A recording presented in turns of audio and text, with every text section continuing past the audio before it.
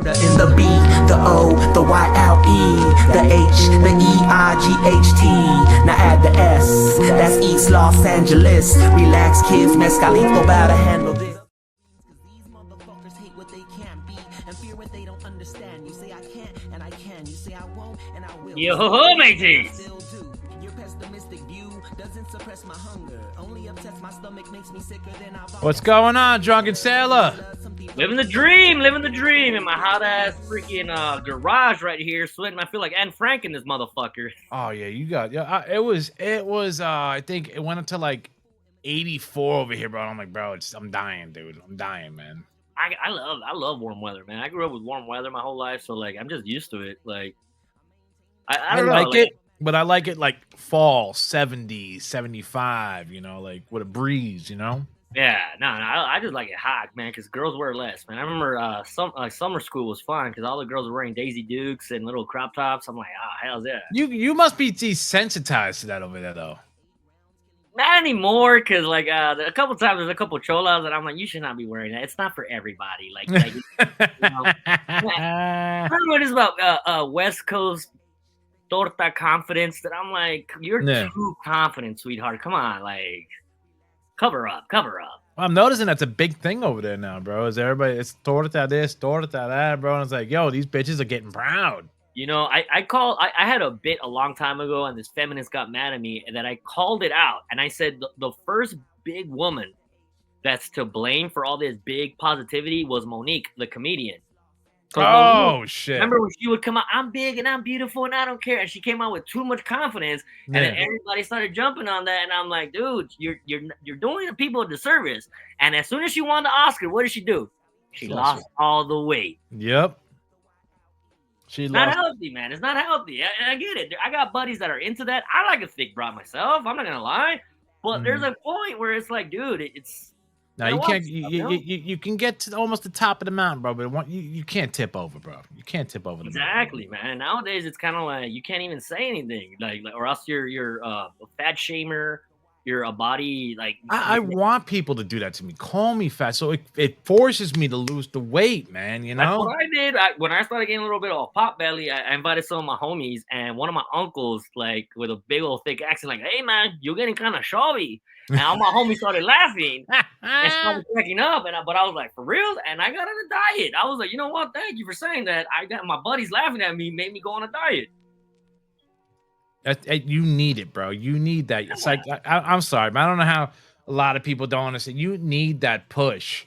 You know, like somebody looking at you like, yo, you're getting fat, dog. Like, oh, because you don't notice. You see yourself every fucking day, dude. And it's not just fat. It's sometimes like if you look dirty, grimy, like, hey, man, clean yourself up. If your house is kind of messy, like, hey, man, like, take a little pride, you know? Like, it's about pride, man. I mean, to me, I lost a bunch of weight, bro, because they told me they were like, yo, you got fatty liver disease, bro. And I'm like, from drinking? They were like, no, from eating, fatso. And I'm like, I guess I got to lose some fucking weight now, dude, you know? And that's why I quit drinking, too. I got scared. Yeah. So it creeps up on you, man. It creeps up on you, like, especially, like, because in my head, I still feel like a 21-year-old. Like, I feel like a young kid. Like, I even see, like, dudes playing flag football in the park, and I'm like, oh, I'm going to go sign up. But it's my ego that I think I'm still 21, but then I go out there and I play, and I'll break my foot, I'll twist my ankle, I'll hurt my back, and I'm like, fuck, what? You know, it's the ego, man. And you get to a certain age where you look at yourself in the mirror, you're like, holy fuck, like I gotta get back in shape, you know? I get what you like in my brain, I'm 15. I'm always 15, dude. And then I look in the mirror, I'm looking at myself right now, and I'm like, I'm an old motherfucker, dude. Like, damn, dude. Like, not that old, but I'm old, man. My beard's fucking white, bro. I used to have a fucking red beard. And it's scary to admit it, man. I hate the fact that I like, but I'm not gonna lie. All right, this is a true story, dude. All my stories are true. Yeah. And I like when like my ego gets a little stroked, but and I'm not condoning it. It's just a true story. See, a while back I was dating. I'm 42. Mm-hmm. I was talking to a 29-year-old, beautiful girl, great ass, gorgeous. That's a good fucking age right there, bro. But she wanted me to go talk to these kids in Long Beach about instead of going to college, the military route, because I joined the Coast Guard right after. Like, I went to community college, but I was like, you know what, I'm gonna join the military. Screw this. I went to the military. I got my degree from the LA Film School because I didn't want. I hate studying and doing math. I'm like, I'd rather go like work with lights and stuff like that. Mm-hmm. And I also do comedy. So she wanted me to go talk to these, high school kids about things besides college after high school. Yeah. So I show up with this girl, and there's this other girl that goes to the school, 17. She starts flirting with me super hard, like, oh my God, you're freaking sexy. I can't believe you're 42. Like, you look young, you look handsome. And I'm telling my girl, the 29-year-old, like, do not leave me alone with this fucking broad, because I do not want to go to jail. Like, this chick is fucking. And the girl's telling me, the 29-year-old, like, yeah, she has a reputation on campus. She's kind of like, gets around, blah, blah, blah. Nah. But I'm kind of like, damn, I got this 17-year-old chick like flirting on me kind of hard. I give my speech, I do my thing, I tell everybody, blah, blah, blah. I joined the military, the school wasn't for me. As I'm leaving, this 17-year-old girl tells me, so June 27th, I turned 18 on June 27th. That's when I could join. Why is it that I remember June 27th is when she turns 18, man? Am I a creep? Am I a creep? You know who you are, bro? You're Who? a decent human being. You ever saw the movie Waiting? Yes. Oh, yeah. Ryan Reynolds, dude. You just like that one when the front desk, the hostess was like, I turn 18 this day. He's like, well, I'm not gonna do anything until you turn 18. Right, but what the fuck? And I even told my homegirl, I was like, why is it that I remember that day? And my homegirl started laughing. He's like, yeah, that's funny, but I didn't do anything. But yeah, June 27th, so she's 18 now because it happened last year. So like, she's out there. I'm hey, salud, hoochie. Well, it was funny that I was like, geez, I still got, and not just that though. Because I'm in a weird age. I don't think I'm an old looking dude. I don't think I'm a bad looking dude. I wouldn't think you were 42, dude. I thought you were like 34. Thank you.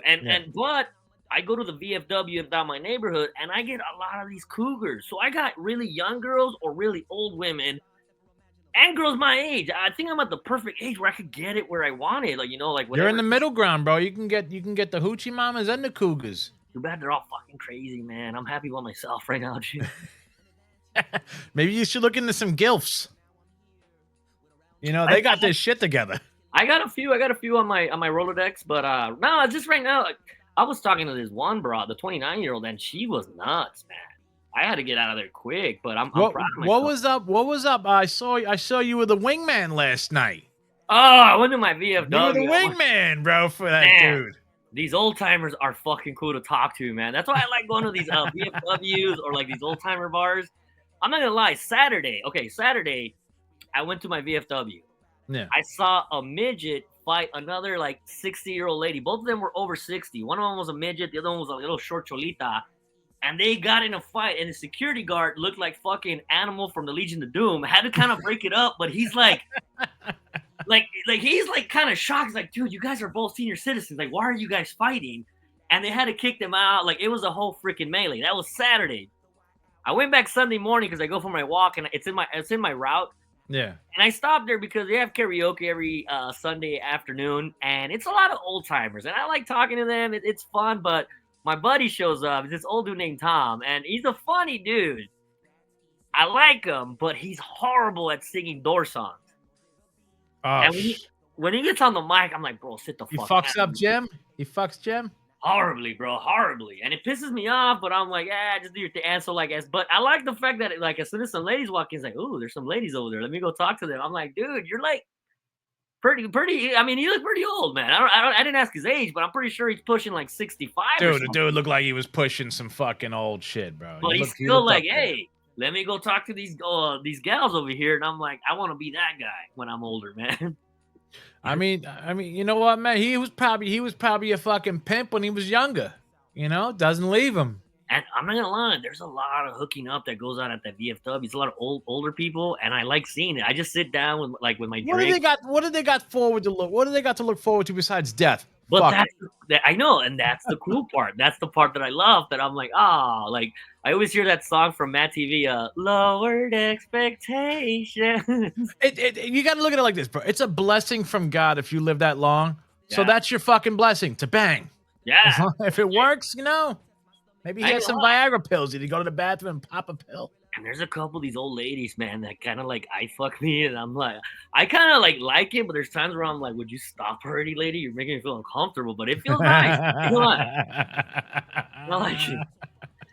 You got to be careful, man. These old chicas, man, they fucking, They want the young stallion, bro, because the old dudes can't keep it on, and the young stallion can keep it up, man. You know, and I take pride in that, but like, fuck, man, like getting older is kind of weird, man, because like the older women I find have a lot more energy and more of like, don't worry, I'll give. I had a female comic that said this. She's a little old. She wasn't even a female comic. She's just like one of the regulars that goes to a lot of comedy clubs around my age, and she says, I don't wait for the guy to give me an orgasm. I go for my orgasm, and if he's done or not, I don't give a fuck. And I find that mentality interesting. That older women, they don't expect the guy to do all the work and do everything. Like, no, just sit there, let me fucking get this orgasm myself. Yeah, and that younger broads, bust a nut. Right?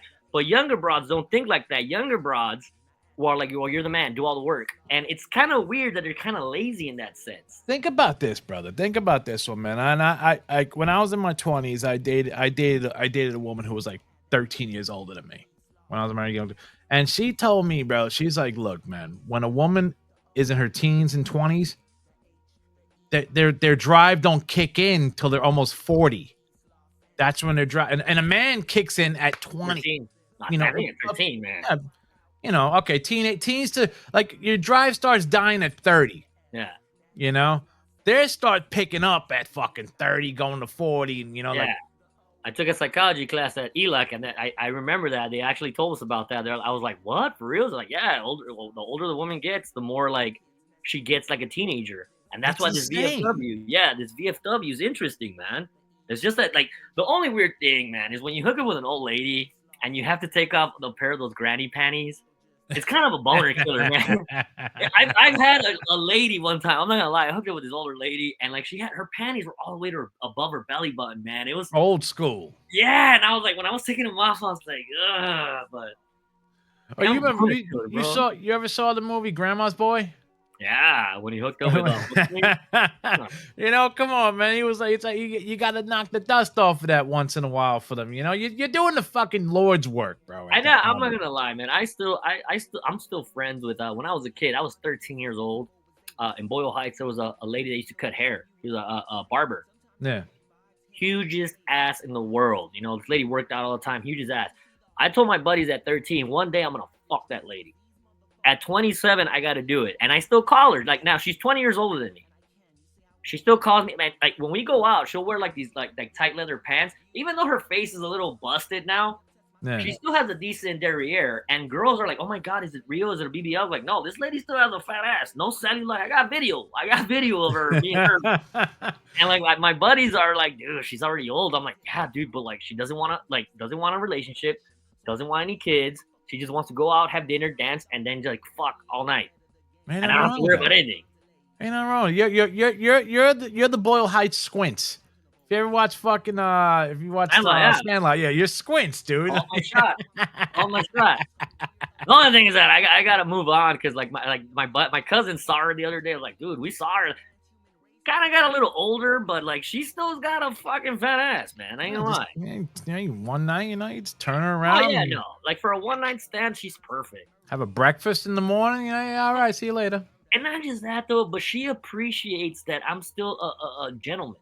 Like nowadays, a lot of these younger boys, they like I open the door, I treat, like I'm very like that. You know, what's that word? Chivalrous. I have a lot of chivalry, and a lot of these younger cats, they don't. And I went to a club the other day with a girl where I paid for her entrance, and even the girl at the door was like, "Wow, you're like the first guy that paid for an entrance for a female." You know who fucked that up though? Women, the chicks now. Women, yes. Chivalry is dead because of them. They killed it. Yeah. And it's like I'm not mad. It's like, man, you guys did it to yourselves. I seen some chick on Instagram. She was just like, she's basically fucking saying how like almost like that, like how fucking men shouldn't fucking look forward. Men, you're not gonna get nothing from me. We don't need you anymore to have a house or this and that. We don't need. And it's like, bro, you're fucking up your own fucking like your own shit, man. Like nobody's gonna want you. But see, again, and now guys are waking up, and we're starting to say like, wait a minute, we're the catcher. If I am worth it, like I'm the catcher, and I'm not gonna lie, I'm starting to feel like that now, man. I look, I'm a great provider. I'm a fun time. Like I know I think I'm a decent looking dude. I like to go have fun. I like to go eat. I like to go explore. And girls are like, well, you will prove to me. I'm like, I don't have to prove shit to nobody no more. Like now, I when I go to places, I ignore all these bras. I'm just like focused down, and they're starting to get mad. Like I went to a club a while back, and these two girls went to talk to me, and she was like, my friend's into you.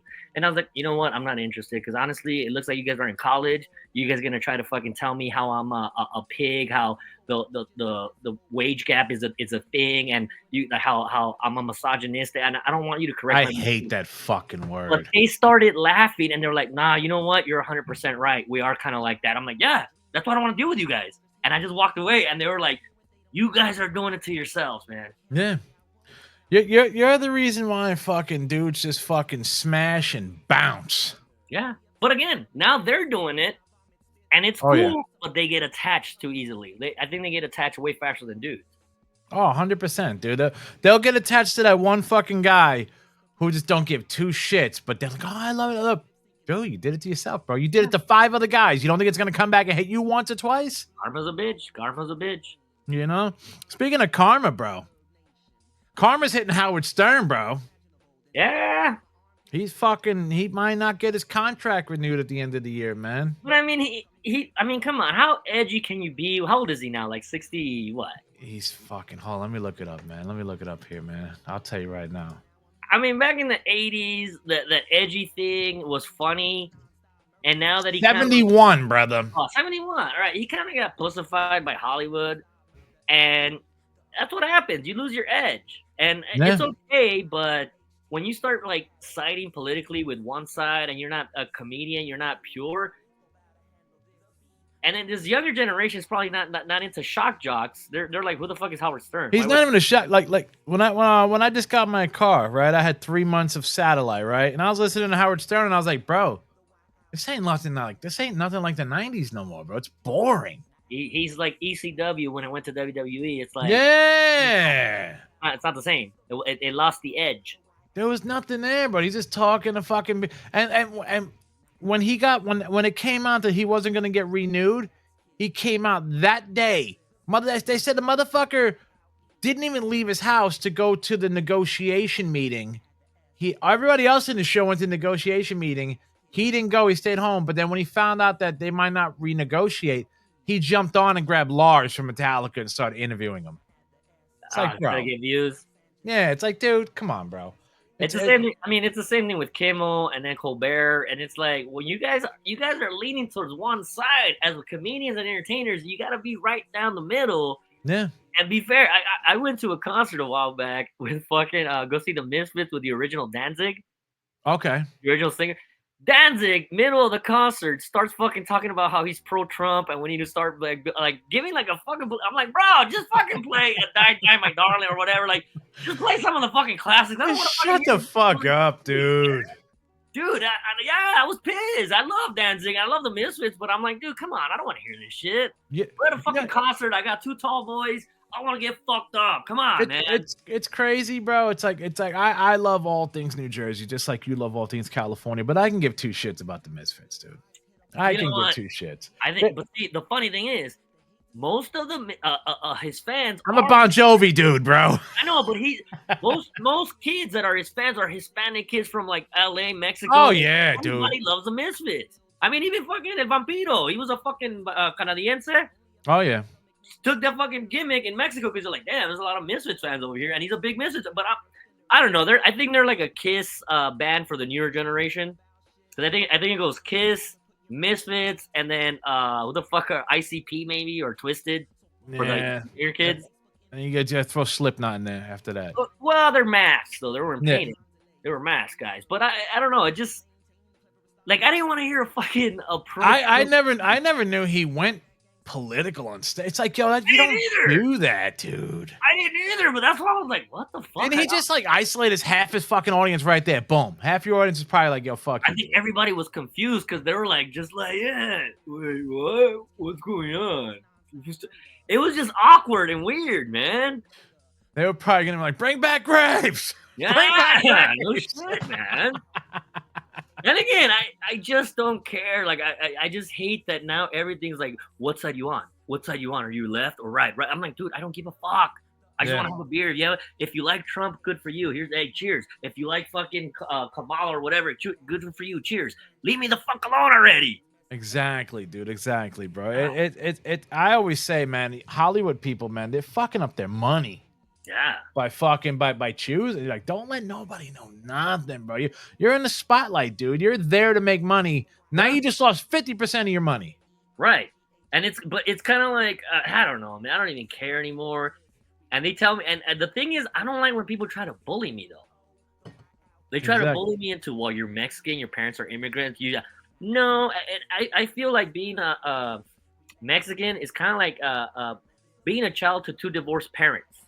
Yeah. And it's Democrats and Republicans are my parents, and I'm like, well, Mom, Dad has a point over here. Maybe we should be a little bit more fiscally responsible. Or, well, Dad, maybe we should listen to what Mom has to say. But if you you're taking your dad's side, you're taking your mom's side. I'm like, dude, both of you guys make some good points. Let's just get the best points of each side and mesh together. But no, never gonna happen. I know you have to think all the way on this side or all the way on this side, or else you're fucking bad guy number one. It's fucking retarded, man. It's retarded, bro. That's why I'm like stone cold whenever people start talking politics. I'm just stunning everybody. I'm like, fuck you, leave me the fuck alone. I just want to have a beer and have a good time and chill with my fellow man. Yeah. I mean, if they all loved everybody, bro, there wouldn't be fucking Tent City where you are, right? Bro, you know what I'm saying? The show I did in downtown LA, bro, I had to walk over human feces. There was a couple blocks where I was like, fuck, I had my knife in my pocket. I'm like, what the fuck is going on? I don't know how you guys I drove past there and I was like, what the fuck is this, dude? Like, I'm telling you, I see Gavin Newsom I think he let it go to hell so he could buy property there, dude. Didn't they do that when all the houses burnt down over there, bro? They brought everything dirt cheap. Now they're gonna build up fucking like what do they call that over here? It's Superman 4, projects. Man. Remember Superman 4 when Lex Luthor wanted the whole fucking coastline of fucking Superman? Yeah. So that he could buy, and he bought all the inland stuff that was cheaper. Yeah. Gavin Newsom is fucking Lex Luthor, bro, but people don't see it. No, they ain't gonna fucking nobody's gonna see it, dude. And anytime you see like look at what they did in Hawaii. Yeah, Oprah buying all that fucking land.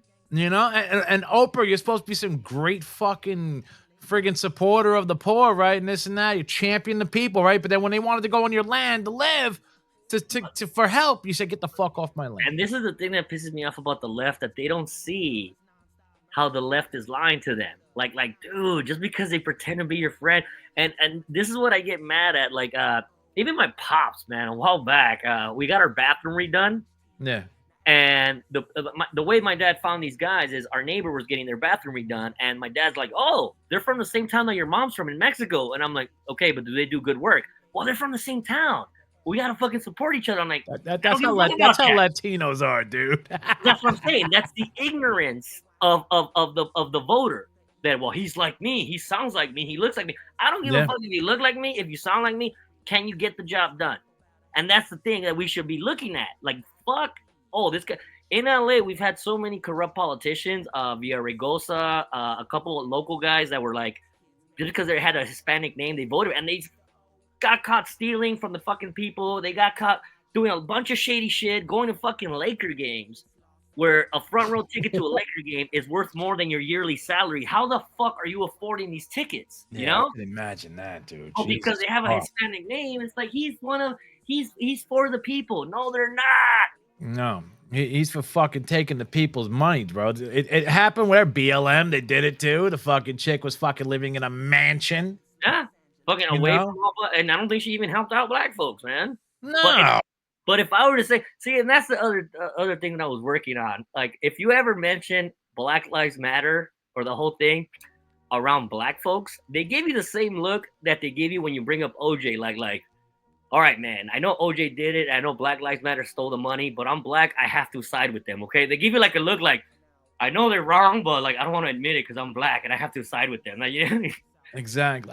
When me and my wife were driving today, right, and I was just, I have a compulsion to look at faces. I love faces. There's so many different fucking faces in this world, and I just looked at I was just watching people go into the train station, and we were sitting at the red light, and I'm like, we're an alien experiment, bro. Yeah. Ain't no fucking way. She's like, no, God, my wife's religious as a motherfucker. She's proving they're all fucking religious. And she's like, God put us here. And I'm like, nah, I'm not believing that no more, bro. We're a fucking experiment, a failed experiment from fucking aliens that come down here to check us out.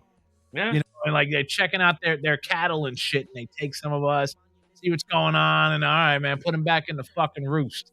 Hey. You know? It's fucking we're a sad experiment, dude. Yeah, and it's just but see, I'm just looking around, and I just like looking, judging, making jokes. Like I'm like, it'd be so easy if you just did this, but no. People's emotions and feelings and religious beliefs, racial beliefs, political, it gets involved, and I'm like, just be kind to your fellow man, dude. That ain't never gonna happen, bro. It's the fuck. It'd be the fucking greatest thing in the world, you know, but it's never gonna fucking happen. You know, but that's my goal with comedy. I want to do that. Like I don't know if we talked about this last time, but when I was a kid, one of the best bits I ever heard was Chris Rock saying, "There's black people, and then there's." I'm not gonna say the word, but and black people hate those people just as much as everybody. You know what sucks, bro, is that we can't fucking say the word, bro. I'm not gonna say it, but that was a great. I know, but I'm just saying, bro. That's what pisses me off. It's like, are we gonna be? I was thinking about this today, bro. I was like, are we allowed to say YNs? I don't. Can we say that though, YN, or is that taken away too?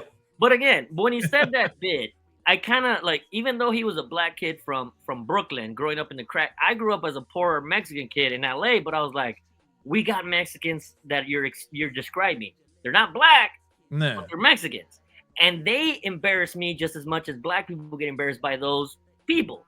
We got them in our culture. And I think every culture has those people that you're like, dude, you're making me look bad. Like, stop. Oh, dude. You're making me look bad. The fucking Nazis, bro. There you go. Stop, dude. Stop. That bit, I know a lot of people say that bit was you know, like about black. No, it's about everybody. We all got people that embarrass us. I even had a couple Italian homies from Jersey, because when Jersey Shore came out, I'm like, is this how you guys are? Like, nah, they embarrass us. Like, those people embarrass the fuck out of us. And I feel the same way about gangbangers. Last time you talked about the Cholo culture. Yeah. You know, I grew up with it. But when I see them, like me and my dad would look at them like Jane Goodall would look at the gorillas in the mist. Like we would see these cholos. I'm like, dude, like what? I can see it in your eyes, but you're just shaking your head. And I can feel your pain. Like my dad would come me, hey, check it out what they're doing. And we would look at these guys, and I'm like, golly, you guys are fucking stupid. And again, as a Hispanic Mexican dude, like I would be embarrassed. And I'm like, I'm not gonna lie, dude. I saw one of these guys tagging up their gang name on a wall and misspell their own gang name, bro. Are you serious? I'm not fucking. I was eating my cup of noodles in my front porch, and I'm looking at this guy spelling it, and I'm like, "Yo, bro, I before E, you're misspelling it." And like, I had this when I was in high school.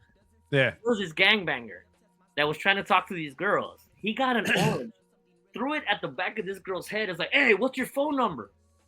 This girl actually came and gave her phone number, and I'm like, this guy just threw an orange at your fucking head. Ooga booga, like a fucking caveman? Yeah, and it worked. And she was pretty. I'm like, what the fuck? And it was a little bit of bitterness that I'm like, we're doing something wrong here, dude. We're doing something wrong. But again, it's just some people are like, man, it just embarrasses me, man. It pisses me off. But again, it's like I think that's what my dad says. Like, my dad's a very proud Mexican American, but when people do something that embarrasses him, he's like, God damn it, you're embarrassing us. You're making us all look bad. That's why I think that bit is so genius. Because that bit is not just about black folks. It's like we all have that in our culture somehow, you know? Oh yeah. Yeah. Speaking of that, I gotta show you this video, bro. It's called the Watermelon Challenge. Speaking of fucking idiots, right? All right, let me see this. I'm gonna show you this fucking thing. Hold on, let me pull it up right here, bro. And this is just the most. I swear to God, bro. Remember when they did the crate challenge? Yeah. They were running up the crates. Yeah. The fastest. Yeah. Watch this, dude. Super Mario Brothers almost. 3, 2, 1. They just crushed the watermelon on their heads? Motherfuckers are standing on top of shit and smashing watermelons over their heads. The Watermelon Challenge. I would have called it the Gallagher Challenge, you know? I saw that the other day, and I was just like, But I mean, they had the fucking Tide Pod challenge too. And I was like, you motherfuckers are putting bleach in your fucking mouths like the soap detergent. They also were doing the fucking the hanging yourself in the fucking closet challenge, bro, at one time. And I think a kid killed himself, right? Like, yeah. I remember doing the cinnamon challenge. Where I was like, all right, cinnamon, that's pretty fucking all right, whatever. It was cool. Choking on the cinnamon shit. Yeah, or the cracker challenge. But like now it's like, I think even some stupid ass broad did this Nicki Minaj challenge where they try to sit on something with the high heels, and they just sit on one leg and they put the other one across their knee. A lot of wrestling chicks are doing that, bro. Okay, I saw Brie Bella or somebody doing that. But some stupid broad, I think, fucked up her spine because she fell. Because she's doing this challenge, and I'm like, you know what? Natural selection. If you fucking did that challenge and you get hurt, hey, natural selection. I'm sorry, sweetheart. No, not everybody's gonna be able to do it. Come on, man. You fucking fucked up her spine, dude. You know what, man? I'm sorry for you, bitch, but you deserve it, bro. Yeah. What do they say, bro? Do stupid things, get stupid prizes? 100%, man. You know? It's like, Jesus fucking Christ, man. But what's the point? You just buy a watermelon crusher over somebody's head and people like it, or if you could withstand it and you stand up, you watermelon challenge, bro. You can't fall down. Oh, that's a waste of food. You can get a concussion without even. What if you don't know? You're like, I'm gonna go home, guys, and lay down a little bit. Dead. Oh, natural selection. Fuck it. Maybe we should add more of these challenges. Like, fucking retard. Did you watch Pierce Morgan? Remember how we were talking about that the gene shit, bro, with Sydney Sweeney? Oh yeah, what happened with him? He said that Beyonce was doing a Levi's commercial, and he said, you're appropriating Marilyn Monroe. You shouldn't be doing that. Yeah, trying to be pussy. I get it, but because Lizzo came out. Lizzo's wearing the fucking jeans now, and Lizzo's showing her big fat ass and shit. Who also lost a lot of weight. Nah, I give it to her.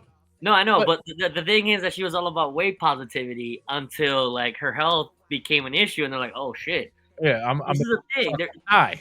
That's what I'm saying, though. But there's this fucking piece of shit on YouTube, and this is why I hate YouTube stars sometimes. That there's this piece of shit on YouTube that would eat like a bunch of food, and he got super fat, made a lot of money. I know. I watched him and that chick. There's a fat chick on Facebook. I watch. And my goddaughter would follow him and do some of this fucker would get top ramen with Takis and fucking like cheese wings and then like eat crap. And like now, but he came out laughing at people like, you fucking idiots made me a millionaire. And now I lost all the weight. I feel good. And all you guys are fat. And I'm like, wow, that's the most evil fucking thing somebody could do. Make money and be joyful out of people's misery for being fat now. He's still hanging out with that fat chick he used to do the videos with. And she's still like, bro, her arms, everything's just hanging down. I'm like, bro, you love food more than you like fucking now. I mean, everybody has to find their hamster wheel in life, and I'm telling you, like some people, that joy is. I'm not gonna lie, I'm trying to cut back on the drinking because, like you said, the drinking wasn't healthy, but it's better than fucking doing meth. Yeah, 100%. I mean, it's better than fucking gambling. I'm not a gambler. I'm not a fucking. You're not doing the weebly wobbly in the street like they do in Pennsylvania, bro. They leap all the way down and pull back up. I think we're all struggling, but I mean, you got to find a healthy, creative outlet that's going to help you out. I'm not going to lie. I went for my 6-mile walk today. I fucking lifted some weights today. I ate a little healthy today. Granted, I might drink 2 of these bad boys right now, but, I still put in the work. So you know what, though? You're not sitting there making money on how much you can fucking knock back a bottle and shit. These motherfuckers are mukbanging number 1, 2, 3, 4, 5, 6 fucking numbers on a McDonald's menu all at one shot for views, and I'm like, it's like pornography, man. It's kind of like a lot of kids like this watching fat people eat. Like that's a thing. I can't do it. I sit there and I'll sit there for like about a minute or two, and I'm like, this is fucking disgusting, dude. Like, yo, you're not even enjoying the food. Yeah. You said, dude, I purposely put those things and share it on my Facebook for all the fat people on my fucking Facebook to see it, bro. Now, look at this shit. This is you. my brother, like he's kind of a big dude, and my goddaughter is kind of big too. So what I like to do is when I go to a parking lot, like let's say Walmart or Target or the market, Yeah. I park all the way in the back of the fucking thing. What the fuck? Why are you doing this? I'm like, what? It's a lot of parking back here. It's like, yeah, but park in the front. I'm like, no, we're gonna walk. Like, it's not. It's like fucking like less than 100 yards to the front of it. Like, and they don't want to walk, man. Not even, probably like 20 yards, 30 yards. Too. And but I do it because I'm like, nah, fuck it. Yeah, this is the one exercise you're gonna do today, motherfucker. I can't even picture somebody like complaining, like walking from one end of the. It's like, bro, I rather park all the way away from everybody, bro. It's like, I don't want to park front next to everybody, man. That far. And not just that though, it causes a bottleneck effect in the front of the fucking whatever you're at. I hate my Walmart. All these fucking losers, and I live in an Asian neighborhood, man. So I'm like, dude, just park in the back. There's like plenty of spaces, but no, they want to park in the front, and they don't know like who's up next, who's going. I'm like, dude, you guys, back, man. You guys are making a fucking hectic entrance. Yeah, park in the back, boom, bang, boom, go do your fucking thing, and you're out, bro. It's I don't. Wait. So back to the signature. He said that Marilyn. Beyonce's doing a Levi's commercial, right? And he said that Marilyn. Huh? She's dressing like Marilyn Monroe. She's got the hairstyle, you know, and he's like, you know, you're appropriating Marilyn Monroe the way you're looking. So he's saying that it's cultural appropriation. Yes. I mean, that is a double standard that I don't like. If it sticks over here, it's got to stick over here. Right, but that's the thing that I get mad because there's a girl that's going around with braids right now. And the white chick. Yeah, but like it's a Icelandic Viking thing from what and I've seen it. I actually Googled it. Like, the Vikings used to. There was a black chick that wanted to fight her over it. Yeah, I saw that, and not just even that. There was a player for the fucking New Jersey Nets that called out Jeremy Lin. What was it? He was a center when they went to the finals. Jeremy Lin. Why do I know that name? Jeremy Lin was the Asian guy that played in the NBA for the Knicks. Yes. Lin Sane. Yeah. Okay. Yes. Okay. All right. So Jeremy Lin ended up getting cornrows, and this other basketball player, not Marcus Camby. He played for the New Jersey Nets when they went to the finals. He started saying that Asian people shouldn't get that because it's cultural appropriation. Although this black guy has Chinese writing on himself. Stop it. Why are you talking shit if you're doing the same thing? You fucking hypocrite. This is what pisses me off, man. The hypocrisy. Like, I think, look, and if you don't believe in Jesus, if you don't believe in anything else, I think we're meant to be a melting pot where you learn from everybody and appreciate everybody. Yeah. Like some of my favorite comics when I was younger were black comics. Red Fox, Richard Pryor, fucking Dave Chappelle, Chris Rock. I appreciate that. But I also appreciate the fact that I speak Spanish because I grew up with Chespirito, freaking Cantinflas. I like English comics like freaking Ricky Gervais, freaking Monty Python. Benny Hill. I like Jewish comics like fucking Mel Brooks, fucking Larry David. We're supposed to learn and appreciate everybody's cultures. Yeah. The more you mix, the better we become. Wrestling. When was wrestling the best? When you had Eddie Guerrero, Booker T, The Undertaker. Different styles make better matches. Yep. I just fucking hate this shit, man. That if you're not one of us, you can't do it. Yes, I fucking can. And you know what? I'm gonna do it better than you. You know what? You know where it's gonna boil down to? It's gonna be like, bro, you can't go into an Italian restaurant unless you're Italian. You can't go to a Chinese restaurant unless you're Chinese. You're pushing segregation. That's what I'm not gonna lie, man. I got into it one time. I went to an open mic, and I had a bit that I was working on that I said the best Mexican cook is Rick Bayless. Who's that? Rick Bayless he has a show on PBS called Mexico One Plate at a Time. Okay. He's actually Skip Bayless's brother from ESPN. Okay. And he's one of the best chefs. I've read his cookbooks. I've watched his show, and he goes to Mexico and he lives in these little huts with these little Mexican ladies, learning how to make Mexican food from scratch. Like what nationality is he? He's a white dude. White guy. And I said that the best Mexican cook is a white guy. And this black guy started getting mad. Oh man, your relatives are rolling in their grave. And I'm like, why? He's all like, I can't believe you said that. If I go to a Mexican restaurant, I want to see a Mexican in the kitchen. And I'm like, well, that's kind of racist. That's kind of like if I saw a black kid with like a math book, and I'm like, why you got a math book? Pick up a basketball. What are you doing? It's racist to even say that, right? Yeah. But why is it that I can? And then he's like, well, how do you know that he's a good Mexican cook? And I'm like, I was a cook in the Coast Guard for 12 years. 3 of my aunts had a catering business where they cook. I've read his books. I've watched his show. I've tried his recipes. This dude can cook. But like, because I'm supposed to say that, only Mexicans can cook Mexican. No, that I tell people Rick Bayless is the Eminem of the kitchen when it comes to Mexican, because he's a white guy and he's doing it better than most of us. There's some Chinese motherfuckers downtown Jersey City that make some banging ass Mexican food, bro. And that's what I'm saying. We're supposed to mix and learn from each other. Stop this segregation shit.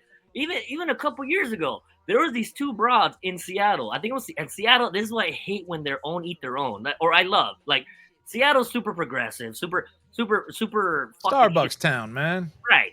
But there were these 2 broads in Seattle that went down to Mexico to learn how to make flour tortillas from scratch, a bunch of meats, like braised meats, and they went up back to Seattle, opened up a burrito restaurant. Okay. But because they said it was cultural appropriation, they boycotted that place and they couldn't sell fucking burritos. And I'm like, dude, if they want to sell burritos, let them. Who gives a fuck? But what the fuck are you guys canceling a girl that's appreciative of another culture and they're making a living at it? I got you with this one, bro. Did you watch the new season of King of the Hill? I haven't seen it yet. My buddies are all over it. You wanna see that whole fucking appropriating culture shit? I don't. Okay. Don't kill it. I haven't seen it yet. It's in there. Okay. It's in there, and it's fucking funny. Yo, you'll go through the whole. I went through the whole fucking season in one day. I'm gonna have to go. I'm gonna have to watch. Great. What is it on Hulu or? It's on Disney Plus and Hulu. Okay. It's fucking good. Mike Judge, bro. Mike Judge is one of the best motherfuckers at satire, man. And it's, you know how the last season ended. It's 10 years in the future. Okay. 10 years in the future. So it starts off in 2021. It's already right there. It starts off in 2021. So the pandemic just happened. All that shit just happened. Okay, yeah, the pandemic. Yeah, okay. I'm gonna have to check it out then. Yeah, because that's one of the dudes that I fucking love, Mike Judge. I think his parents worked for NASA, or no, they were archaeologists. Okay. And then he tried to become a rocket scientist because he started working for NASA, but he was like, I don't fucking want to do this. And that's when he started doing Beavis and Butthead. And that he said, fuck that. I'd rather be happy than make money. That guy's a fucking genius, man. No, the cocksucker made my high school years fucking funny with Beavis and Butthead. And King of the Hill, I love that fucking show. Yeah, same here. And I mean, that though, but I tell people I learned more about politics, common sense from Hank. I fucking just bought that motherfucker, bro. I just bought, like, I buy my Funkos of people that inspire me, man. So you would. I bought fucking Hank Hill because honestly, this is America. You need motherfuckers like this that are gonna teach the next generation. Him, Andy Griffith. That's why I buy these fuckers, you know. It's the fucking shit, dude. It's the fucking dude. I'm telling you.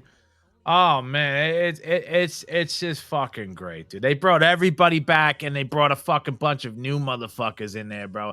And it works. Yeah, it works, dude. And again, because he's unapologetic, and that's the thing. If you're gonna do comedy, you can't apologize or try to cater to the fucking masses. You got to do what you believe and say what you believe. And if they don't like it, fuck them. Yeah, 100%. Did you see the Disney lawsuit? Gina Carano. I'm happy about that. She won, bro. Oh, let me tell you. Here we go. Dude, I took a picture with her one time. There you go. That's for Gina. There we go. I want to go see Fedor Emelianenko and who the fuck did he fight? He fought right here at the the Forum. Okay. And the Forum, the way it's designed is the VIP area has one exit where everybody leaves. When she came out, me and my buddy took pictures with her. She is a fox. Oh yeah, dude. Oh my gosh, she's so hot. And I'm not gonna lie, I kind of was pissed when she lost to who did she lose? Cyborg? I think so. Well, she was on roids, right? Yeah, she lost. She slimmed down now. When she went to Hollywood, she still got some little muscles. I'm happy that she didn't apologize. She didn't back down. And what was it? Because she just wrote beep boop bop on her fucking instead of hers his. Some shit, yeah. She wasn't following the pronoun shit or something like and that. She put, I identify as beep boop bop. And I think that's what fucking got her fired, that she's making fun of it. And the funny thing was, she got fucking slammed, but then fucking you got fucking what's his name? The guy that plays the Incredible Hulk. Fucking nothing happened to him, and he was saying all this shit. It's like double standard. Double standard. It's not down the middle. It's like you got to be on our side, or else nothing. And that. But I think other people are like, you know what? Fuck you guys. Because I think even Dean Cain just came out that he's he's joining that. John Leguizamo's going off on him, dude. I know, and I'm like, dude, like people are a lot. I did a lot of fucking. I'm not trying to be an asshole. I'm you know, my parents are immigrants, but when I was in the Coast Guard, I did a lot of fucking migrant interdiction. You know, where we would fucking have to go get these migrants and take them back to Cuba. Am I a part of ICE? Am I a bad guy? But a lot of times, like these people were left out at sea by these fucking to die. Yeah. And we were the ones that rescued them. People don't get that. They're like, oh, they're just people. A lot of these motherfuckers are scumbags, man. Yeah. Like, people don't get that. Well, you see the motherfuckers when they're over here like, oh, we want. And look, man, I'm all about fucking all that shit, man. You know, I feel bad for the motherfuckers that are actually working and getting sent back, all that shit. But you got these motherfuckers that are like, oh my god, oh my god, oh my god. And when people go, all right, put them up in your house. You got extra rooms? Yeah. No. And they close the door. And it's like, the motherfuckers that are getting their like food and fucking their hotels paid for, and they're just going out with machetes and knives. You know how much that infuriated me, bro? Finding that shit out in New York, bro. They're making more money than me, bro, in like a week. If you're coming here to come here to work, don't come here to fucking want to commit crime. But then if you say that, it's kind of like the same thing when people say "fuck the police." It's not all cops. It's like if I were to say like, my mom got robbed by a black man. I hate all black people now. No. That guy was a piece of shit. Not all black people are a piece of shit, but that's the way we gotta look at it. Like, not all immigrants are good people. Some immigrants are good people. But again, it's like if you say something, I guarantee you somebody's gonna fucking watch this and they're like, oh, Noriega's mega. They just want you to fucking take a side so they can fucking fight with you, man. Yeah. Oh, what was it? Fucking oh god, what the fuck this? When on one of my podcasts, Front and Desert podcast, bro, we were talking about fucking Ozzy Osbourne and Hulk Hogan, right? And it so happens that it fucking my program clipped it where I was talking about the death, how Ozzy and Hogan died or whatever. And somebody fucking came at me on TikTok and they were like, "Don't ever put Hogan and Ozzy in the same category." And I'm like, "What? Our childhood heroes? Like, what the fuck are you talking about? Hogan's a fucking racist piece of shit." And I was like, shut the fuck up, dude. Just shut the fuck up. But again, oh man, I go back and I always post that clip of Lisa Simpson when they're gonna play football, and Lisa comes out. That's right. There's a girl that wants to play football, and like Ned Flanders like, oh, it's okay. We got like 4 girls already on the team, and she's like, oh, you guys do? He's like, well, I'm against you guys using a pigskin. Oh no, this is not a real pigskin. It's actually plastic and I remember that episode to raise kids. They're like, oh. What? And she's just trying to find something that she could rebel against. And I'm like, dude, just shut the fuck up and play. Like, you don't want to be here and play. You just want to feel like a hero and say something. It's virtue signaling. Exactly. All that shit back in the 90s. Everybody's virtue signaling now. Some dude from England was like, he left a comment too. He was like Ozzy Osbourne didn't die of a heart attack, and he like named like the fucking like the medical term for it. And he's like, you Americans are idiots. And then somebody was on the bottom going, oh yeah, we're idiots because what you just said means heart attack, right? Like, fucking come on, dude. It's just everybody thinks they know everything, and they just want to correct people. And I'm like, all right, whatever.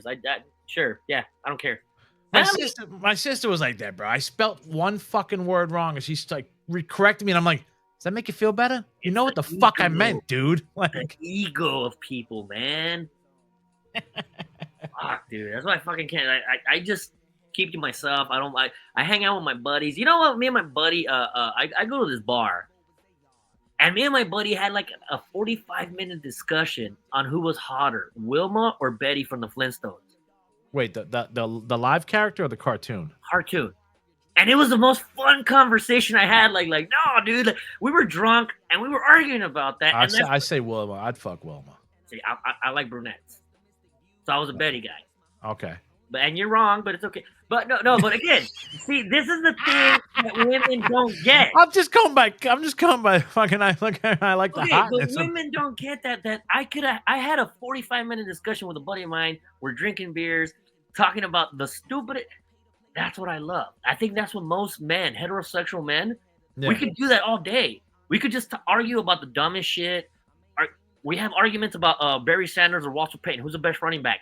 We'll go back and forth, drunk, not angry, not fighting, but we just have a good time. We don't care because it's just stupid. Like, at the end of the day, he's still going to be my friend. And that's how we need to be as Americans. Like, even if somebody's a Democrat or Republican, they're pro-abortion, anti-abortion, hey, that's what you feel? Cool. Move on. But when you start doing stupid shit like firebombing a fucking abortion clinics, when you start fucking trying to shoot somebody or get violent over a fucking political opinion, like, you're fucking retarded, man. Chill the fuck out. Have a fucking tequila drink and just chill the fuck out, man. It's fucking stupid, bro. I mean, I don't know, man.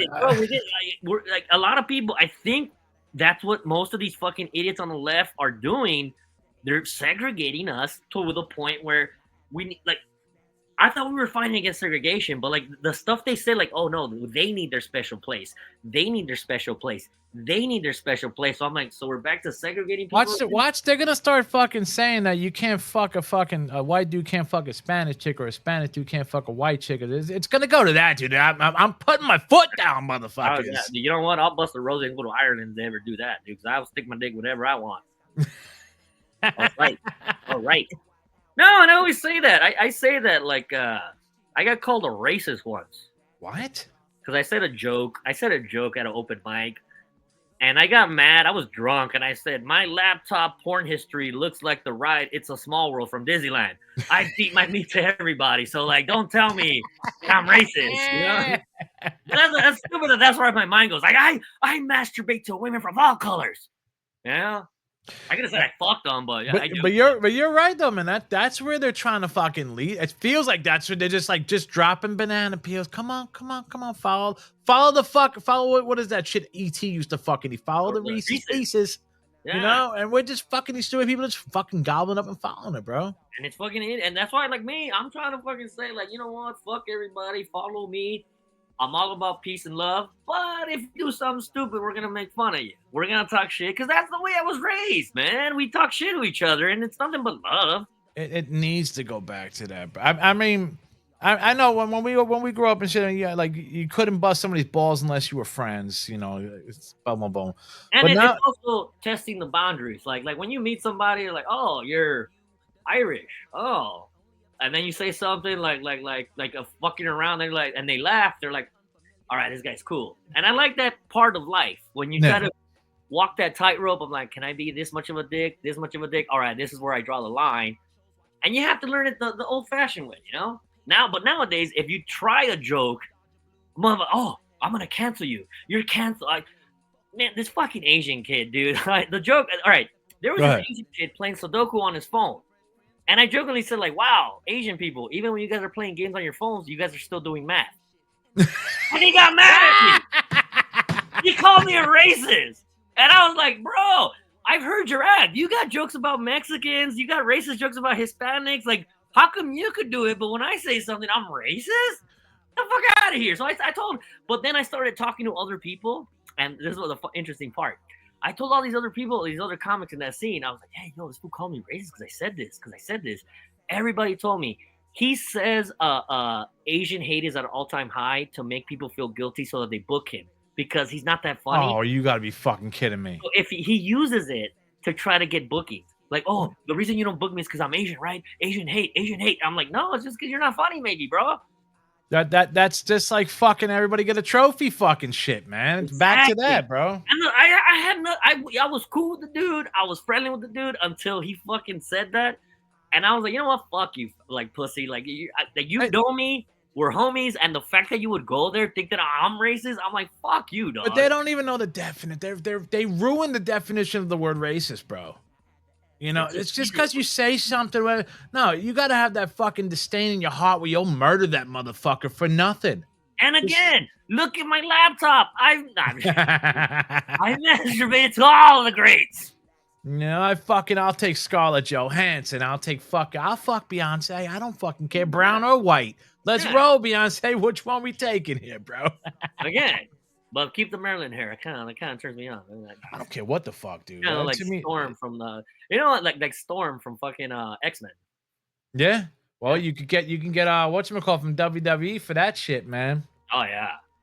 We'll do one. I wanted to ask you this before we jump into the wrestling, bro. I wanted to ask you this, bro. And this is what I heard, bro.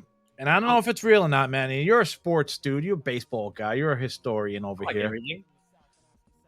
Babe Ruth, they're saying that people think Babe Ruth was half black. I've heard that. Well, he didn't have a mom or a dad, so I mean. And then Ty Cobb was a known racist. Oh yeah, big time. You ever seen Cobb with what's his name? It's a movie. I saw Cobb. Yes, I saw Cobb, and I saw the Babe. Yeah, I mean, Cobb. They said Cobb wouldn't room with Ruth. He's like, I ain't rooming with him. Yeah. So that's how they were like, yo, they think Babe was fucking, and Babe was for everybody. Yeah, and but again, he was again. You can't really tell if he was or wasn't. Like he's got the nose. He's got the nose. And he was a good athlete. Yeah. And he liked drinking, like partying, like womanizing. Yeah. Like going out to jazz clubs with, I think in the movie, right? Oh yeah. I mean, if he is, if he wasn't, I don't give a fuck, man. See, I just think it's weird. I just like I never knew. I would never think Babe Ruth was half black, but I'm like, it explains a lot. When you see his nose, yeah, he kind of looks like a mulatto KRS-One nose. You kind of have the same nose if you look at him. Like, I'm like, oh. So I mean, I don't doubt it. I mean, he was kind of cocky, pointing out. That's kind of like Deion Sanders type shit, like calling his shot, like.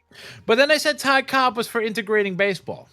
So I mean, how are you? It's because the thing that I talk about this and the whole. I like competing. I'm a very competitive guy, so when I go to a show and I see a black guy, Asian guy, a lesbian or whatever, I'm like, I want to be the best today. I don't give a fuck what you are, but at the end of the day, I want people to say like, "Fuck, Noriega was the funniest." Yeah. In baseball and basketball and all sports, the one thing I didn't like was when people want to segregate it because I'm like, "Or are you afraid that I'm gonna be better than you?" Yeah. It's a same thing with like fucking other races. I want that girl to go back to her friends, like if she's a black girl, like, damn, I just fucked this Mexican and he fucked the shit out of me. I want to prove that, you know what? There's nothing racist about being proud of where you come from, but there, like, be proud in a progressive way. Yeah. But again, he was a competitor. That's what I liked about Cobb. Cobb was an asshole. He was a racist, but he was a competitor. So I'm assuming the reason he wanted to integrate it was because he wanted to prove to them how good he was. I could beat the black dude. Right. And that's and so I think that was probably true, but he was a piece of shit. Racist. Not just that, he was a horrible cheater, man. He used to I think he used to sharpen his cleats, so when he was sliding a second, he would take the guy out. He was a piece of shit, man. Ooh. Oh, he was fucking dirty, bro. Like you need to go back and watch that movie, man. He's a fucking. You know what, man? Yankees all day. Fuck the Red Sox. But you're no, I think he played for Detroit. Oh, Cobb was on Detroit? I'll play for Detroit, bro. Oh, shit. Yeah, they are fucking gangster over there, bro. They don't fucking play games in that fucking town, bro. No, but that motherfucker, like, again, he was a chippy, feisty, competitive guy. And I like that. I like working with other people to show, like, and when I was a kid and I joined the military, my dad told me, like, look, there's going to be a lot of people of different colors, different races, different ethnicities that are going to try to put you down because you're brown. Yeah. Show them where you come from and show them how like we do our thing. And it make like a lot of people like when I get the respect, like, dude, you're a hard worker, bro. Like I had homies that I'm still friends with that they tell me like, dude, like I love working with you, bro, because you're a hard worker. We got our job done. It was fun working. And again, that's the part of life.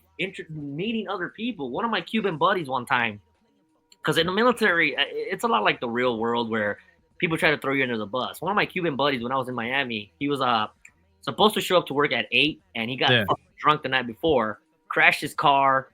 He didn't get in trouble, but he crashed his car, and he was late like 2 hours.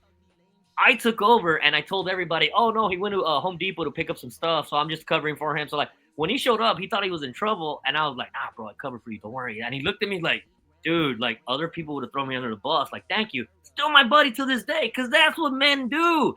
That's what mentions do. That's what buddies do. We cover for each other. We care for each other. The fool that throws you under the bus is a piece of shit human being. I'm not like that, man. Cheers to my buddy. I love that guy, Cuban guy. Cheers to the Cuban guy, bro. Love Cuban sandwiches, man. I remember one time, me and this guy, we went out on a fucking Monday night in Miami to go fucking drinking. He was an alcoholic like me, man. I was a drunken sailor West Coast. I call that guy the drunken sailor East Coast, man. And we went to this club, and there was these. It was dead on a Monday night. There was these black gay guys that were voguing on the dance floor. Yeah. And I was drunk, and I was like, "You think we could battle these fools? You think we'll beat them?" And he's like, "I'm down, fuck." And we went down, battled.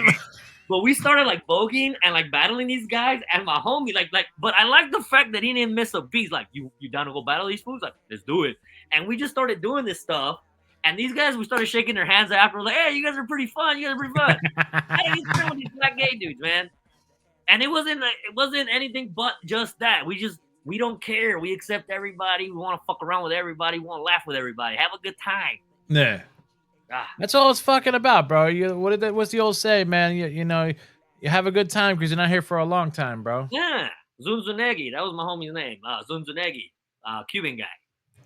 Shout out to Zunzunegi, motherfucker. Yeah, man. But again, I just wish people would just take the fucking stick out of their ass and just. They won't. They won't. It's funny. They won't, bro. Because you know what? The stick in their ass is giving them their purpose. Yeah. You know? So they think that's their purpose, is to be that motherfucker. I know more than you, and if you listen to me, it's the whole Karen thing. Like, I know more than you. You have to listen to me. I'm like, no, I know, bitch. Shut the fuck up. Yeah. What is it? Karen and Ken. Yeah. Karen and Ken. I didn't know. Let's get into some wrestling, man. We'll go with the big news around the fucking block, bro. WWE in 2026 is going to have their PLEs on ESPN Plus or ESPN Network. No longer on the Peacock, but it's just the PLEs, not the library or anything else like that. I think it's the what was it? The 6 major ones, right? I think all the PLEs. Yeah, every PLE at that SummerSlam, WrestleMania, Survivor Series, Royal Rumble, Money in the Bank, fucking whatever other what the fuck else? What do they got? I can't even fucking think of the other. King of the Ring, or is it still? I think it's. I don't even know if they're doing that. If they're doing that internationally. I mean, it's much like baseball and football. I think football has a couple games on YouTube this year. Yeah. Last year we couldn't find some of the games on. I think I went to my bar on a Thursday and I was like, dude, I think it's on YouTube. The bar couldn't figure out how to put it on, so we missed the fucking game. Baseball nowadays, the games you have to have like ESPN, Fox Sports West, fucking yeah. And it's like we get it. You guys want our money, but I mean, come on, like hook it up for the regular fan that's broke, man. Right? $30 a month, dog. They want. You can get a bundle. Hulu. You can get Hulu, Disney, and fucking and ESPN for $30 a month. The bundle. You can bundle it. You know what? I'm not gonna lie. I'm fucking 42 years old. My dad, he's I've said this on stage. My dad's the El Chapo of illegal cable. I was 27 until I realized you have to pay for fucking cable. I think a lot more people are getting smart where they don't have to pay for that shit and they can just fucking get an Amazon stick and do it legally. I'm gonna tell you this, bro. Now, if you're gonna get tech savvy with everybody, if you want to get tech savvy, the rest of the world has all of the WWE stuff on Netflix. If you get a VPN. And you say like you're in your house, right? And you go on Netflix and you turn your VPN on and say you're in Mexico, right? You'll have everything WWE on Netflix. Really? Right there. Yep. I didn't know that. Fuck. Every other country, all their WWE stuff is on Netflix except fucking America. I kind of feel bad for one of my homeboys because he has all the DVDs of all the pay-per-views. Like when we were younger, he would buy all of them. So he has a whole fucking library like in his garage, like WrestleMania 1 through like 21. He has fucking all the Royal Rumbles. You'll never find those around. You know how much money those shits go for on eBay, dude? I I couldn't even think about collecting that shit, bro. I'd be fucking dropping shit. I have VHS copies because I used to record all of them like with like illegal cable. But I mean, again, it's a money grab. I get it, but like, geez, how much money do you guys need, man? And Nick Khan says he's like, the fans will follow no matter what the price. Are you fucking for real? All right, it's like, come on, some of these concert tickets. I think fucking even Nirvana said that like, dude, these guys are charging like $300 for a ticket. Like Nirvana's most expensive tickets were like at 45 or something like that. Yeah, and they were like, how much money do you fucking need?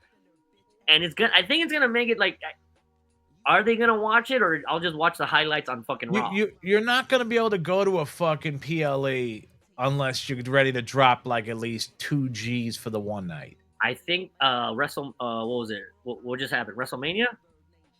Oh, the one out by you?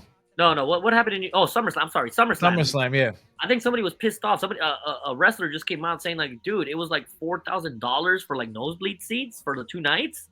Oh, that was Randy Orton. Yeah, that was that wasn't some. Was that? That wasn't SummerSlam. It was the one before SummerSlam. Well, whatever it was. Yeah, like 4 G's. It was the one in Vegas. That was the one in Vegas. Randy was talking. Come on, people, like 4 G's for a fucking like a regular Joe Schmo that wants to take his kid. That's not cool. But hopefully, this will make the indie scene a lot better, because like, you know what, we don't have to go to WrestleMania. We could go check out Ring of Honor or Guerrilla Warfare right here, or like a local organization. And just watch them, you know? It's fucking crazy. When I went to WrestleMania, where Punk fought Taker, and I had the nosebleed seats, and I paid $150 for that shit, all the way up on the top. That was, oh fuck, dude. 2002? No.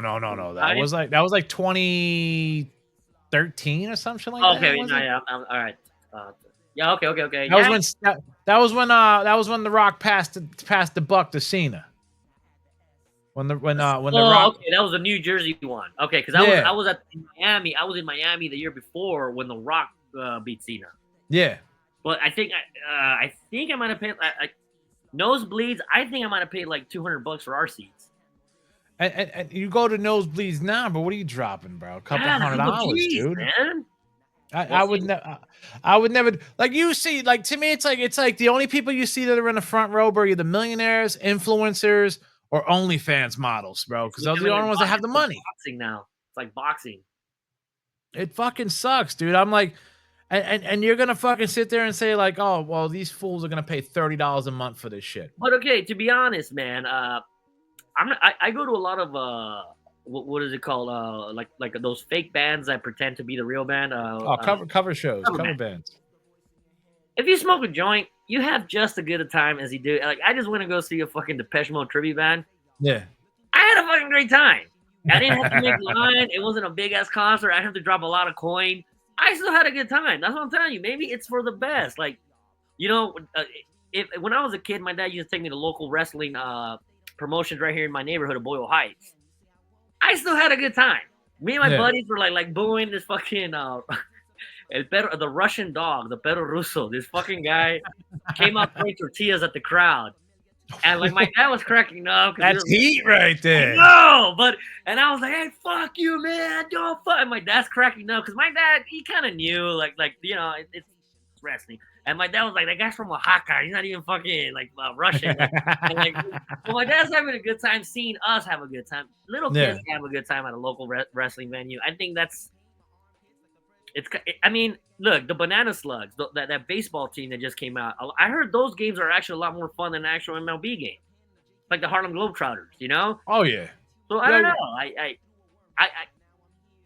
I don't know, because I don't know in a couple years if the product is gonna be better, if the product is gonna be worse. I don't know if.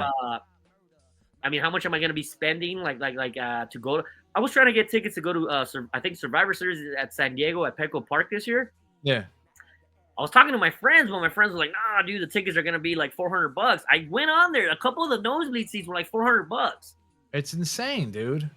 And think about this, too. Now they're trying to make you they're splitting the nights up. And it's like, bro, I don't, what if the first night has a sucky main event? You want to see the real main event, bro? It's like, come on. Happened to us the day that fucking the WrestleMania was out here, and the fucking Sami Zayn and Kevin Owens were way better than freaking the what was it, the Cody Rhodes and Roman match. Was that the year Roman won or Roman lost? Roman won. Okay. It was in Hollywood, and I was How did that feel though when Roman, like, yo, my jaw dropped. I liked it because the story continued. It was like, fuck it, the story continued. You didn't see that coming. Yeah, I didn't see it coming. I thought it was gonna be. That's why I went. That's why I wanted to go to night 2. Fuck. But again, these fuckers know what they're doing. I do like the writing a little bit more now that McMahon's not there, because McMahon kind of was making it like, well, I know what's best for business. Yeah. Do you? I think he kind of lost touch with what people wanted. I think now Triple H and whoever's running it, I think it's a little bit more fun. I don't think you can't give the fans what they want all the time. Yeah. But I think they give it to them when they need it. So, well, well, you saw the Karrion Kross shit, right? Karrion Kross is gone.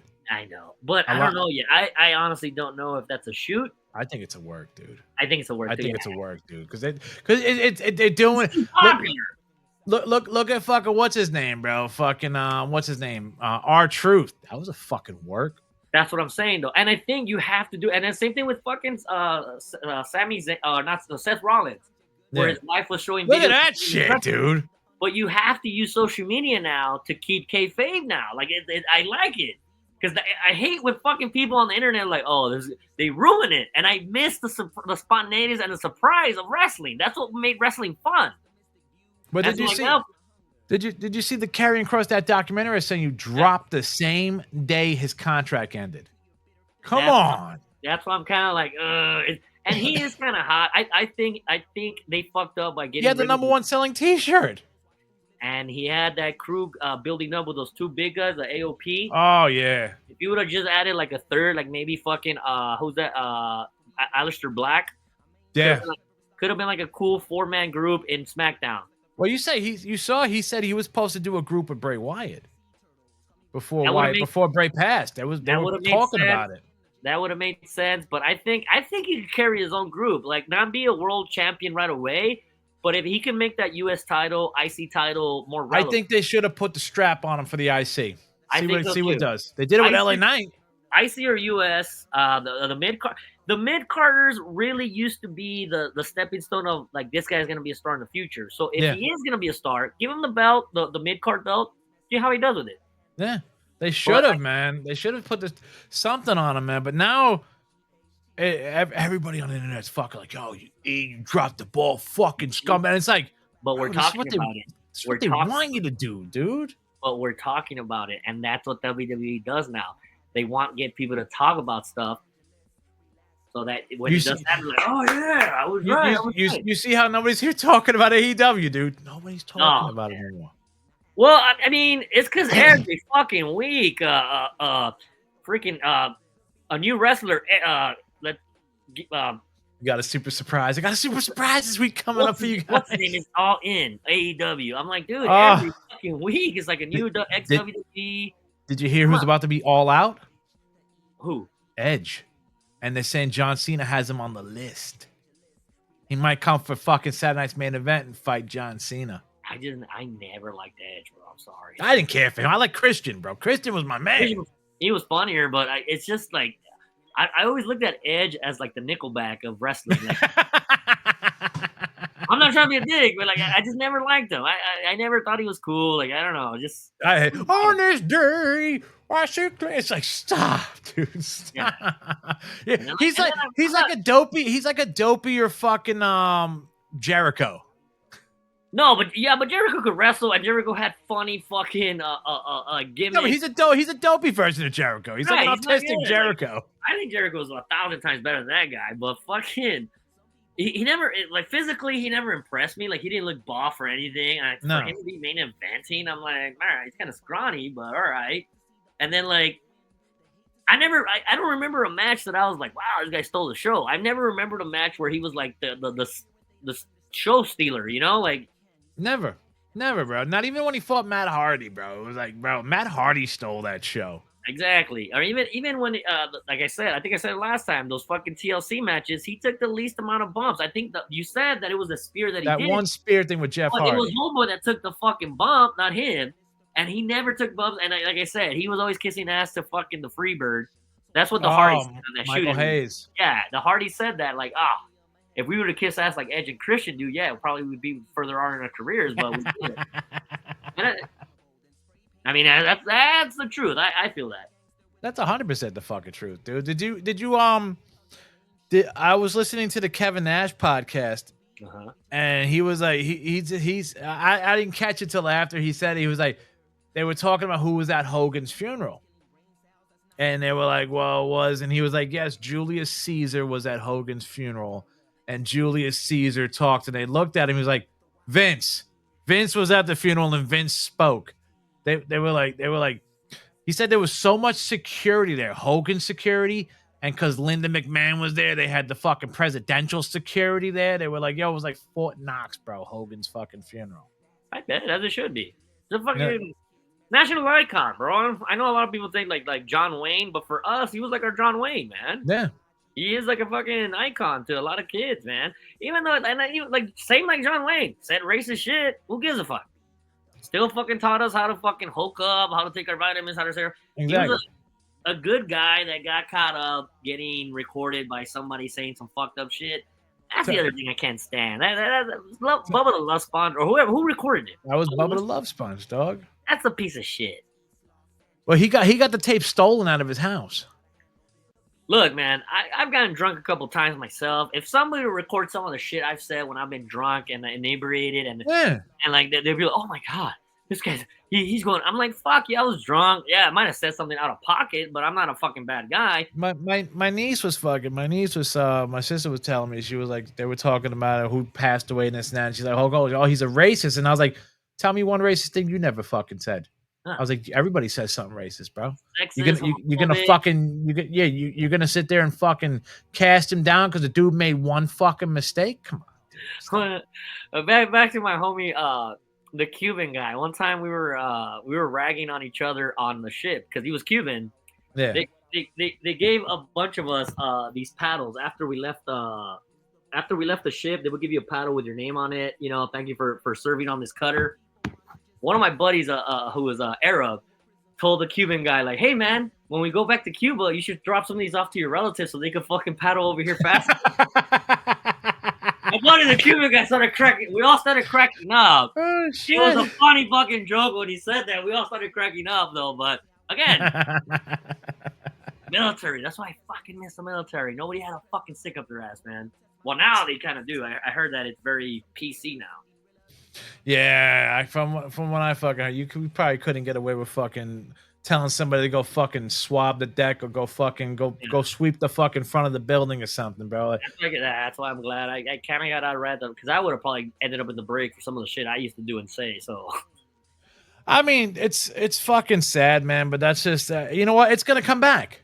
I think so. I think so. I think that's why I love Shane Gillis because I think Shane Gillis got kicked off of SNL for saying I think he said something about a chink in the armor or something like it for a joke or something like that. I think cancel culture is fucking done, bro. It's over. Nobody's scared no more. You know what? And they'll say, and the reason why I don't drop fucking N-bombs no more is out of respect. Not because I'm fucking scared. It's out of respect for you motherfuckers. Huh? I'll give you your respect. You give me my respect. Don't call me a fucking cracker. And I won't fucking drop the N-bomb on you. Well, you are. You can't. With the hard A, not the hard R. With the hard A, bro. Yeah, but again, it's just like, man, everybody, like, be cool, man. Just be cool, man. Just be chill. Be like the dude or something, man. Just be like the fucking guy on the fucking couch and fucking How High. No, not How High. What was that? Half-Baked.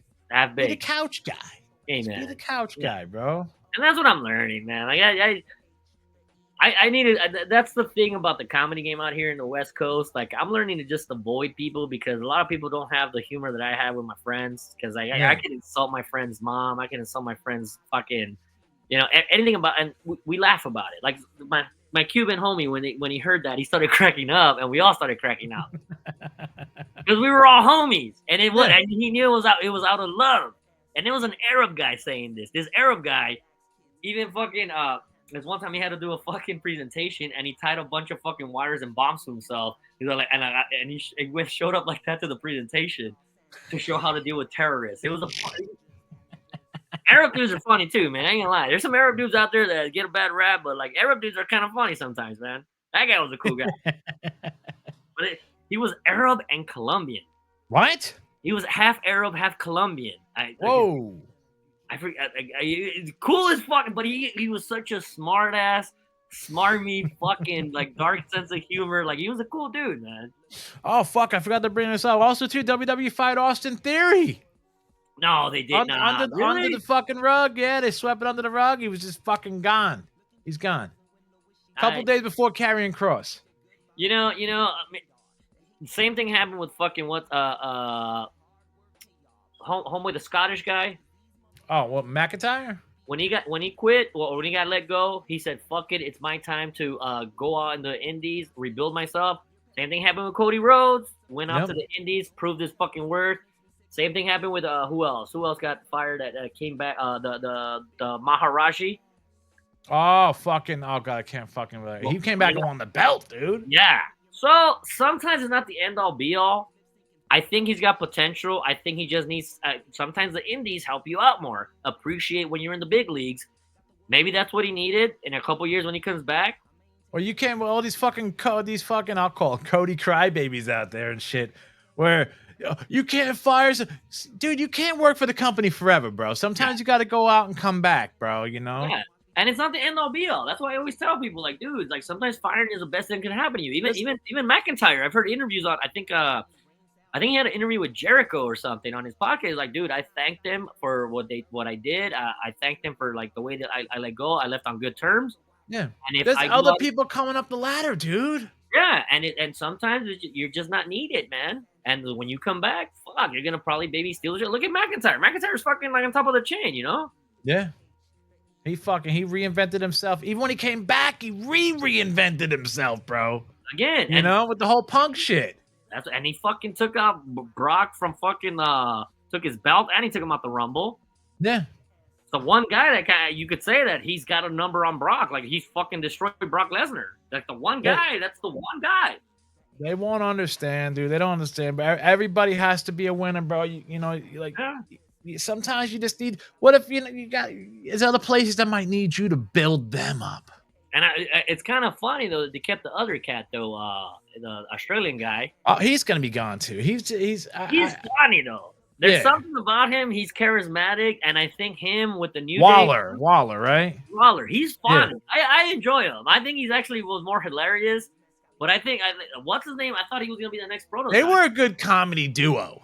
Yeah, they were funny, bro. They were fucking hilarious, dude. But again, is it them giving us the swerve where they're saying that he's fired, but I think they're probably just like, yo, we're gonna let you go. We'll bring you back. Go take a little vacation. Go hang out for a bit, man. Because I think somebody even said Matt Cardona or one of those guys keeps talking shit about WWE, but wants to. Oh yeah. Your boy fucking from the tag team, bro. What's his name? Kevin Owens was saying that shit. Like, how could you be the king of the indies when you keep crying about WWE doesn't call you back? Yeah. But again, I think they're making I think that's why AEW was so popular because the Young Bucks said we don't need to go there to still make a good living. And the Young Bucks, Cody, and even I think it was Hangman Page and Kenny Omega. Yeah. Then when they struck that deal with freaking Hot Topic, their shirts were selling WWE for a while. And you don't have to. Like, there's so many companies now. Ring of Honor, freaking. Well, I think WWE just bought Impact, right? They're on it. Look at AAA. AAA, like so. I mean, but there's still so many things out there. You know. I mean, you could always go to Japan. You could. There's companies all around the world, dude. Yeah. That's why. So maybe it'll be good for him. He'll go out there, like, get a little bit better mic skills, get a little. Because he's only been in the WWE. Right. He's never been anywhere else. So I'm saying maybe that's what he needed. So I'm not mad. I'm not sad. I'm like, yeah, you'll see him again. You don't hear him crying on the fucking tweets, and I haven't seen nothing about him crying or anything, bro. Like, oh, you guys fucked me. Because I don't know. Because what's his name's trying to align himself with the New Day. So I don't know. Is he gonna come back and like try to like fight him or something? I mean, you can always come back in the Rumble. And that's the only way WWE is going to get my money because those cocksuckers, because I love the Rumble, dude. That's my favorite pay-per-view, bro. And he could come and get paid back on Waller, man. So I don't know. Know.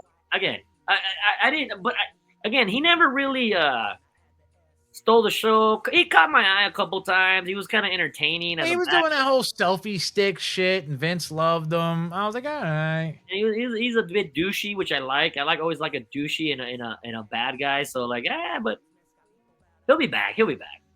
What last thing, bro? What do you think about have you been watching the Unreal on Netflix, WWE Unreal? I haven't seen all of them. I think I might have watched a bit of the first one, but I was kind of high, so I don't really remember. Yeah, I was high too when I was watching the first one, bro. I closed my eyes and I was like, episode 3, like what the fuck did I miss? They're going behind the scenes and telling you how the stories are written and how like everything's like gets together.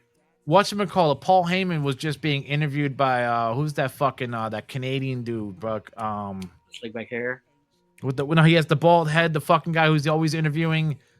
He's like he's always interviewing. It's him and that other fucking dude. They're always interviewing people and shit. I know who you're talking about. I just can't. He does all sports. He's all sport. He got the glasses. He's fucking UFC guy and all that shit. But what did he say on there? Paul Heyman said he thinks that Unreal is a fucking work too.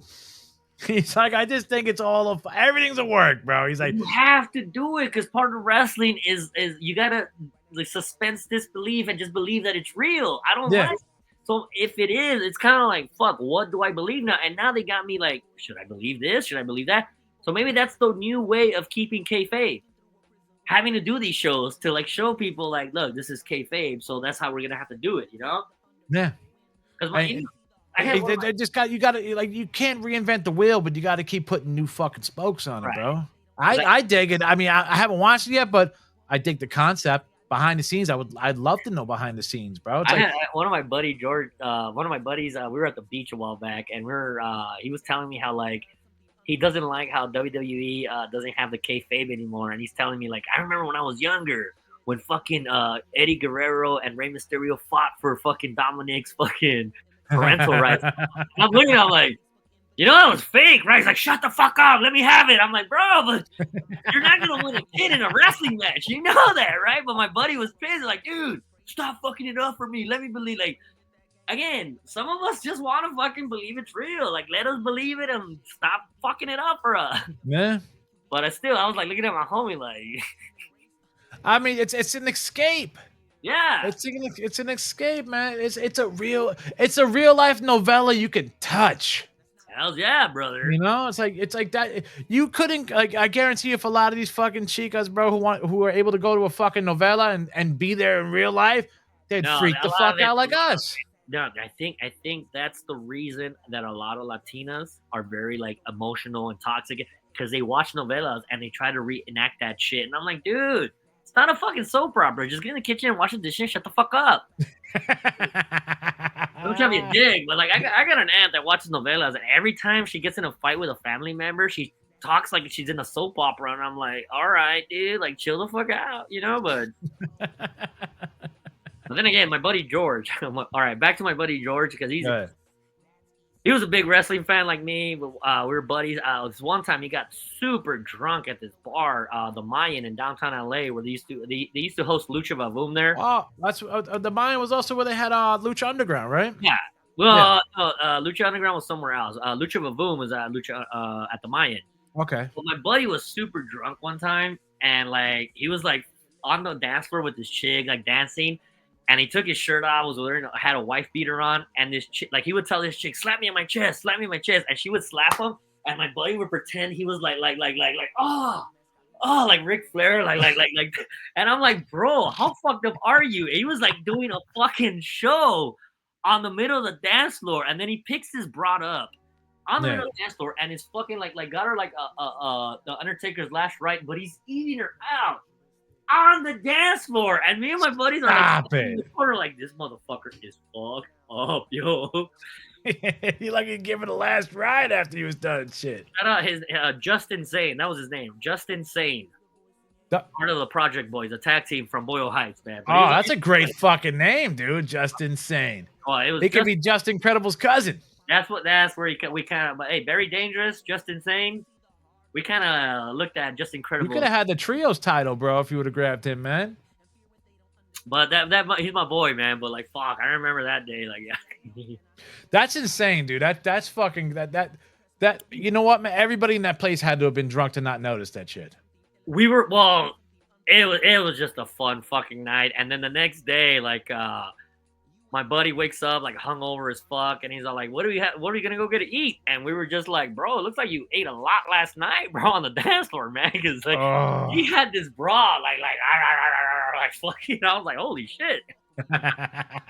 Oh man, good old Georgie boy. Good man. That's also the guy that when I went to ECW Heatwave, he's the guy next to me, standing next to me, like we're rooting for RVD. Oh, so he's been down since fucking the beginning. Oh, hell yeah, man. I remember when I met him in 10th grade, like he was like, oh shit, you're in ECW. Like, you know, that's the one thing I do like about when you meet other wrestling fans and like you're like, oh, you like wrestling too? And like, oh, we could be friends then, you know, kind of like Step Brothers, like yeah. we just become best friends. And that's what happens, man. When I met that fool, like he's like, oh, you know, and we started like quizzing each other, like how much does he really know? And then testing the knowledge. And I told and we still laugh about it because like we back in the days, like I think it was back in like 1999.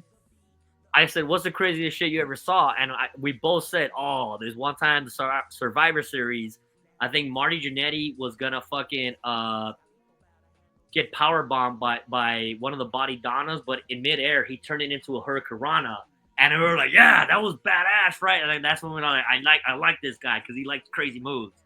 Yeah. Well, you have to, man. That's how I met a lot of my friends when I was younger, bro. Like we just like once you found out like this dude like wrestling, it's like you just group together, bro, and you just fucking. Oh, that porn and then music.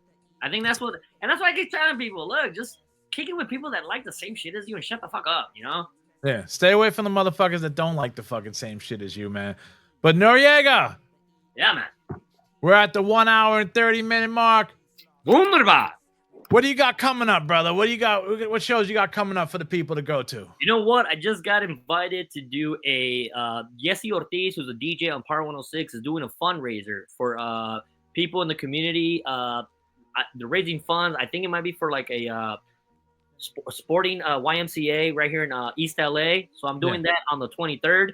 On the 30th, we're raising funds for a VFW with Narciso Gonzalez, a cool fucking comedian. That guy's VFW in Monterey Park. And then this Saturday, if you're in the area in Whittier, there's a Smiths tribute band, the lead singer's birthday. That guy's fucking awesome. I love. You mean Whittier, where the girls are prettier? Some of them. But I love that saying. Yeah, no, yeah, but it's gonna be this Saturday. I'm just gonna be fucking drunk and having a good time there on Saturday. So if you guys want to come out, come to that. But the two shows are on my Instagram. I'm gonna start doing some more content on the YouTube channel. I just had a couple issues. You know what I was talking about? I hear you. I don't want to say too much, but it was personal stuff. I've been putting your flyers on the YouTube. Thank you, man. You know? But I'm not gonna lie. I'm just trying to figure it all out myself. I don't know what the fuck I'm doing. I'm a fucking drunk that likes to tell dirty jokes. If it goes somewhere, cool. If not, hey, fuck it. I'm good if I die tomorrow. So hey, man, as long as you're having fun while you're fucking riding this crazy train called life, bro. Exactly, brother. Exactly, man. But yo, guys, make sure you like and subscribe everything. The Drunken Sailor, Luis Noriega. Like his Instagram, like his Facebook, like the YouTube channel. He's on all audio platforms. This podcast is on all audio platforms. So fucking go out there and listen, man. And we're here every fucking... Well, we record on Mondays, and the shits go up on Tuesday, man. But if there's a lot of you motherfuckers that get here, bro, Luis could do a fucking live stream soon. So all y'all motherfuckers could be on there and chit-chat with the Drunken Sailor. Ask him whatever you want. Questions about Boyle Heights. Questions about the tortas. Wrestling, whatever you want, bro. He'll answer it all, man. Hell yeah, man. That's what it's all about, man. All right, man. So we're out of here, bro. We'll be back next week, motherfuckers. Enjoy your fucking week. And, yeah, just show some love to a torta, bro, and have a drink, man. They need it, bro. Hell yeah, brother. Cheers. All right, man. Cheers out, brothers. Later, man. In the B, the O, the Y-L-E, the H, the E-I-G-H-T. Now add the S, that's East Los Angeles. Relax, kids, mezcalito, bow to handle. Famcast Media, bitch.